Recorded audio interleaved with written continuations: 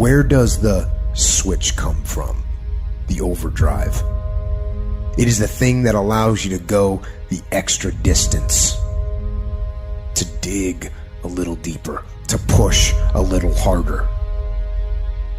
It takes both emotion and logic to reach your maximum potential, to really give everything you have, to go beyond your limits. Because emotion and logic will both reach their limitations. And when one fails, you need to rely on the other. When it just doesn't make any logical sense to go on, that's when you use your emotion, your anger, your frustration, your fear to push further, to push you to say one thing: I don't stop. When your feelings are screaming that you have had enough, when you think you are going to break emotionally, override that emotion with concrete logic and willpower that says one thing: I don't stop. Fight weak emotions with the power of logic. Fight the weakness of logic with the power of emotion. And in the balance of those two, you will find the strength to say to yourself, I don't stop. Everybody wants to prize, but nobody loves the process. Everybody wants to be a champion, but nobody's willing to put in the work that it takes to be a champion. Everybody wants to hold up the trophy and say, man, I did it, but nobody's willing to put in the work that it takes to do it. I love the process. I love the thought of working for what I want.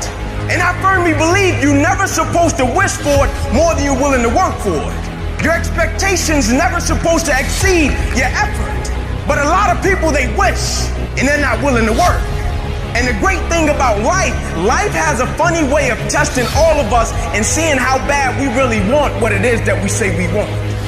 When you work for something, it gives you a different type of attachment to it. The harder you work, the harder it is to surrender. That's why cats can give up so easy. They ain't got nothing invested. But when a cat work for something, like when a cat been sacrificed for something, well, you gonna have a cold day in hell before you take it from him. You can't be good and be a legend.